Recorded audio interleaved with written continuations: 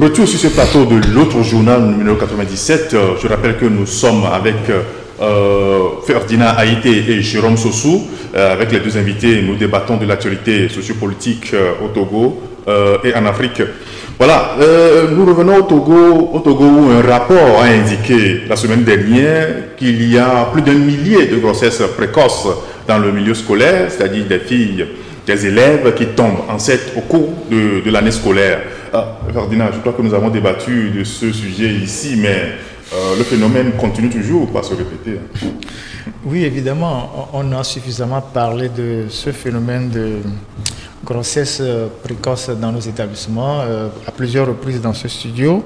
Je vois bien qu'avec ce nouveau rapport, rien ne semble calmer les ardeurs de ceux qui sont décidés. Parce qu'apparemment, les chiffres ont augmenté. Les chiffres augmentent, rien ne semble calmer les ardeurs de ceux qui sont décidés à mettre les filles en difficulté dans leur parcours scolaire. Et tel qu'on l'avait dit ici, il faut prendre le temps de faire un diagnostic total du phénomène et puis prendre des mesures qu'il faut. Il faut légiférer, moi je l'ai dit, il faut légiférer. Les parents n'envoient pas leurs enfants à l'école pour que les filles ramènent les grossesses. Aujourd'hui, nous avons une Assemblée nationale dans laquelle il y a beaucoup de femmes. Elles sont même dans le bureau de l'Assemblée nationale. C'est une situation qui devrait les préoccuper. Normalement, c'est les femmes qui devaient porter ce combat-là. Ceux qui sont à l'Assemblée nationale doivent déjà commencer par réfléchir à la question, voir si on peut, on peut légiférer. Mais bon, notre Assemblée nationale, c'est une chambre d'enrichissement. Des gens attendent quand le gouvernement arrive, on pose un problème, tout le monde applaudit et puis ça passe. C'est tellement qu'ils attendent plutôt le gouvernement. Parce que l'initiative des lois est dédiée, ou bien l'initiative des lois revient concomitamment au gouvernement et à l'Assemblée nationale. Je ne sais pas si vous voyez. Et donc, si le gouvernement tarde à prendre le taureau par les cornes, les députés peuvent se saisir de cette affaire-là, parce que ça devient un drame social, et commencer par légiférer. Je ne sais pas si des gens ne veulent pas... Par exemple, quand on voit dans les pays où le processus démocratique est assez vivant, il y a des lois qui portent des noms des députés. Est-ce que nos députés, là, personne n'a envie qu'on dise demain que c'est moi qui ai piloté une loi comme ça, qui interdit, par exemple, les grossesses ou qui punit les grossesses? Les gens sont là, et ils sont beaucoup plus préoccupés par leur émolument. Quand on les entend, c'est beaucoup plus sur des faits divers, sur les réseaux sociaux, où il faut qu'on augmente leurs indemnités ou qu'on leur achète des voitures, alors qu'il y a des problèmes dans le pays. Et donc, le gouvernement doit véritablement prendre le problème à bras le corps et essayer de légiférer. Parce qu'il n'y a que ça seul, il n'y a que la punition qui puisse arrêter ce phénomène-là. Je le disais la dernière fois que notre pays est devenu un bazar. La seule chose qui marche dans ce pays, c'est le sexe. Je suis désolé de le dire. Et les gens en parlent de façon banale. Et ça se répand dans nos établissements scolaires. Et ça constitue une menace pour tout le monde, y compris nous-mêmes. Nous sommes des parents d'élèves. Et donc, je crois que la balle est dans le camp de ceux qui gèrent le pays. Il faut, au-delà des rapports, il faut prendre le problème, l'étudier et voir quelles sont les mesures qu'il faut vraiment sortir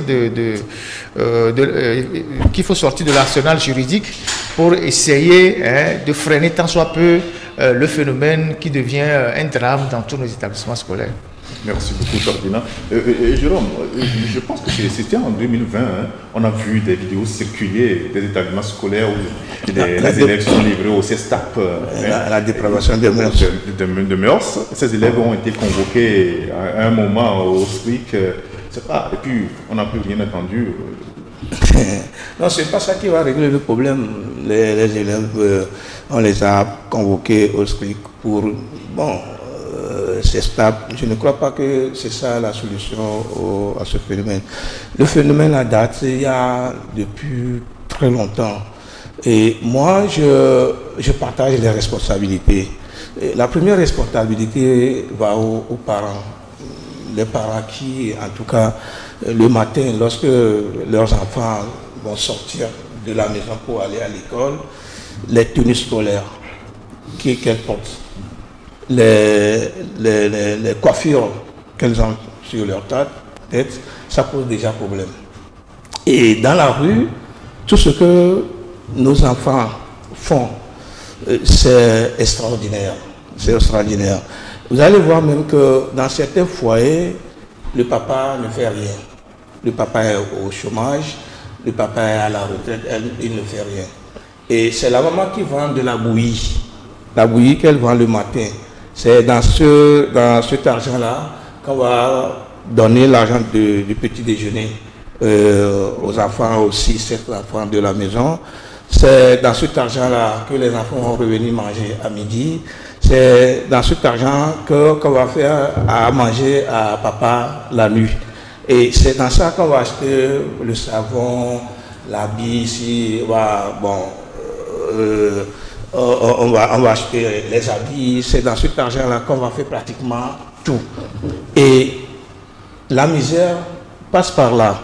Et par la suite, la maman serait obligée, lorsqu'elle serait dépassée, elle ne trouvera plus d'opportunité, elle va demander à sa fille de voir ses camarades, comment elles se comportent. Parce que de l'autre côté, vous allez voir certaines filles avec l'Android haut de gamme, iPhone, etc. Vous allez voir les habits qu'elles portent, vous allez voir certaines même qui sont en moto. Et donc, la maman ne sait pas ce qui se passe de l'autre côté, elle sera obligée d'envoyer sa fille là-bas. Et là-bas, c'est la dépravation totale. Et la femme se met dedans, la fille se met dedans, et c'est elle qui revient la nuit pour donner de l'argent à maman ou pour conduire le papa ou ses frères à l'hôpital lorsqu'ils seront malades. Et donc, obligatoirement, la fille là devient la chef de la maison et personne ne la contrôle. Elle fait tout ce qu'elle veut, sauf qu'à la fin, les conséquences, c'est la grossesse qu'elle revient, elle revient avec la grossesse à la maison. Et de l'autre côté, c'est le gouvernement, ceux qui nous dirigent. En réalité, lorsqu'il y a la misère dans un pays, lorsqu'il y a la pauvreté à l'extrême, tout se résume à cela. Moi, j'ai fait 2 ou 3 dossiers dans 2 ou 3 établissements privés comme officiels. Je ne vais pas donner le nom des établissements. J'ai vu pas mal de choses incroyables. Je me dis que d'abord, les filles faisaient concours de portable. Et puis, dans un établissement, il y avait une association de filles. Et cette association, c'est-à-dire, elles ont une présidente, une secrétaire. Et pendant la récréation, ils ont des amis grotto, ce phénomène grotto là qui était là. C'est reconnu par la direction de l'établissement. Non. C'est une association de filles, clandestine de filles. Et pendant la récréation, il y a un grotto qui arrive à un niveau donné, il appelle, la fille sort, elle abandonne tout son sac, etc., auprès de la secrétaire de l'association ou auprès de la présidente de l'association. Et elles ont fait un lieu où elles font des réunions. Et le soir, lorsqu'elles vont se rencontrer, elles se posent des questions si le but est important. C'est-à-dire que lorsqu'elle était allée chez le grotto, là, est-ce que c'est important? Et tout ça, là, ça fait très mal. Et l'autre chose que je voudrais dire, c'est qu'entre-temps, j'ai essayé de parcourir la zone, Décon, Palm Beach, Panini, etc. Ce sont des élèves. Qui, après les cours, à 17h, elles deviennent des prostituées à ce niveau-là. Et elles retournent à l'école le lendemain à 6h. Peut-être elles arrivent à la maison, elles se déshabillent et puis elles partent à l'école comme ça. Et tout ça là, c'est à cause de la misère. C'est la misère qui crée ces situations-là. Et donc, il revient fondamentalement au gouvernement de faire en sorte de diminuer. Je sais que la misère ne va pas diminuer totalement, mais de faire en sorte qu'on éradique fondamentalement cette misère-là pour permettre à ce que ces filles-là ne tombent dans ces situations-là. Et puis, j'ai vu Madame le Premier ministre avec les jeunes filles, avec la jeunesse, et qu'on parle souvent du leadership féminin. Moi, ce qui me fait mal, j'ai comme l'impression que le leadership féminin qu'on fait, ce leadership-là, ça concerne les enfants des riches. Parce qu'en réalité, le leadership féminin, on ne devait qu'avec quitter le bureau pour aller à l'intérieur du pays. C'est là où on trouve véritablement la misère au niveau des foyers. C'est maman qui va chercher le fagot de bois, c'est maman qui va faire tout, qui va aller faire le météage dans les chapeaux.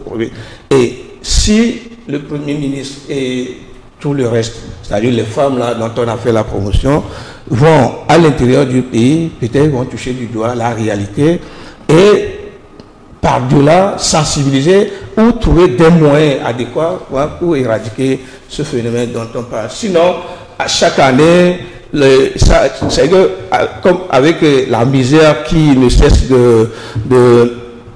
comment peut-on, de se développer, de s'élargir, vous allez voir qu'à chaque année, le phénomène va augmenter. Je me rappelle encore cette loi de 10 mars, je ne sais plus à quelle année, la loi de 10 mars et du général Yadima, qui punissait les enseignants qui mettaient enceinte les filles. Et cette loi-là, on ne sait plus là où elle est aujourd'hui.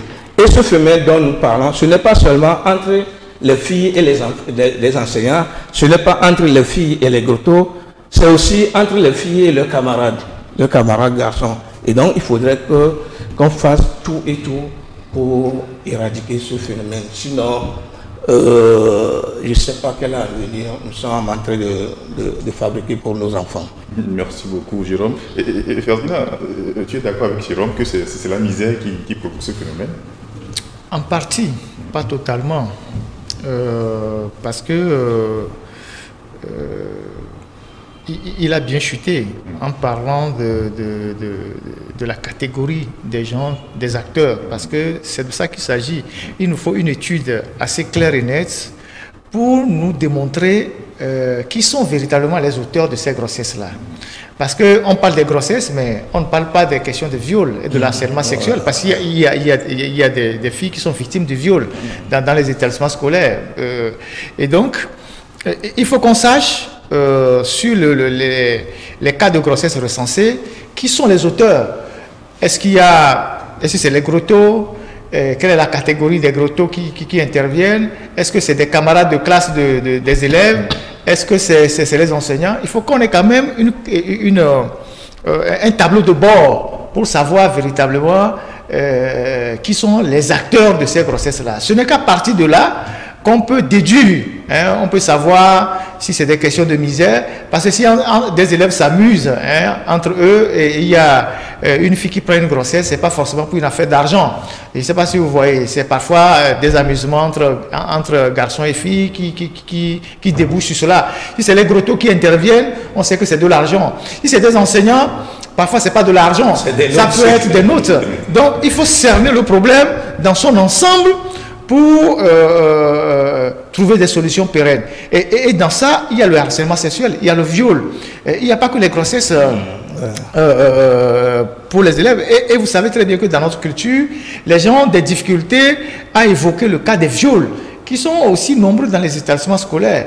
Et donc, c'est tout un ensemble qu'il faut diagnostiquer et essayer de voir comment on règle le problème. Maintenant, les filles qui prennent des grossesses en pleine année scolaire, elles abandonnent les cours.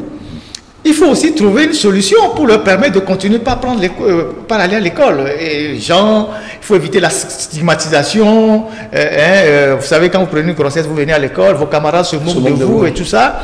Mais il faut donner une chance à ces filles-là d'aller à l'école. Maintenant, il faut reformer l'enseignement dans son ensemble. Au Ghana ici, on sait qu'il y a fondamentalement des concours de mathématiques, beaucoup de choses qui se font pour les élèves, surtout les élèves filles. Au Togo, on ne voit plus ces genres de concours. Pendant la période culturelle, on est plus dans les histoires de Miss lycée, Miss CG, on va aller en boîte, on va faire ci, on va faire ça. je pense qu'il faut revoir tout le système de l'enseignement et essayer je sais pas, de régler le problème de manière à ce que c'est vrai qu'on ne va pas totalement éradiquer le phénomène, mais il faut l'atténuer. Il faut éviter qu'on ait des chiffres aussi scandaleux. Combien vous avez dit là Près de 1500. Près de 1500. 1500. Vous voyez, en un semestre ou bien c'est toute l'année? C'est toute l'année. Vous voyez, c'est quand même énorme. Donc, 1500 filles comme ça qui vont sortir du système scolaire, qui vont rentrer dans la vie active sans savoir où elles vont et ce qu'elles vont faire de leur vie. Vous voyez. Et on est souvent étonné de retrouver des prostituées dans la rue, de retrouver des gens qui se cherchent et qui n'ont pas de boulot. Donc, je pense qu'il revient à la fois dans la cellule familiale qu'au niveau de l'enseignement, de trouver des moyens pour régler ce problème-là et faire en sorte que lorsque nous envoyons nos enfants à l'école, ce n'est pas pour revenir à la maison avec des grossesses ou avec des cas de viol et tout ce qu'on peut imaginer. Voilà ce que moi j'ai à dire sur le phénomène. Encore une fois, il revient au gouvernement de légiférer et au gouvernement ou à l'Assemblée nationale parce qu'au moins la loi peut dissuader les gens. Je ne sais pas si vous voyez, la loi peut dissuader les gens. Si on sait aujourd'hui, vous savez que bon, vous êtes auteur d'une grossesse d'une élève, il y a une loi qui vous punit sévèrement, les gens vont faire vraiment attention. Et dans tout ce qu'on dit là, personne n'évoque le cas comment vous appelez ça, des avortements. Parce que forcément, il y a aussi des avortements qui ne sont pas signalés dans ça. Et quand on parle d'avortement, il peut y avoir aussi mort d'homme. Je ne sais pas si vous voyez. Et donc, c'est tout un phénomène qu'il faut vraiment cerner et sortir des solutions qui nous évitent à chaque fois d'avoir des rapports de ce genre. Merci beaucoup. Quelque chose à ajouter avant de clôturer Non, mais tout l'essentiel a été dit. L'essentiel a été dit. Il faudrait que les parents prennent conscience et contrôlent véritablement leur fille. C'est aussi important. Il faut voir comment la fille se comporte à l'extérieur de la maison, à l'école, etc. Parce qu'aujourd'hui, avec, comment appelle-t-on, les séries qu'on regarde à la télé, avec l'avènement de Nouvelas, avec l'avènement de nos portables, de la technologie, avec tout ce que les filles regardent, et puis ces groupes de WhatsApp. C'est aussi là un problème, un véritable problème. Vous allez voir que les jeunes filles se retrouvent dans des grands groupes de WhatsApp où là-bas on ne parle que du sexe, on ne parle que de cette tape, on ne montre que des vidéos, des pornographies, etc. Et donc, avec tout ça là, la fille ne peut pas s'en sortir. Surtout qu'à la maison, si les choses ne marchent pas très bien, la fille ne peut pas s'en sortir. Donc, il faut un véritable travail à faire du côté des parents comme du côté des autorités pour permettre à ce que ces filles-là deviennent demain comme une certaine Victoire Tomiga Dobé, Premier ministre,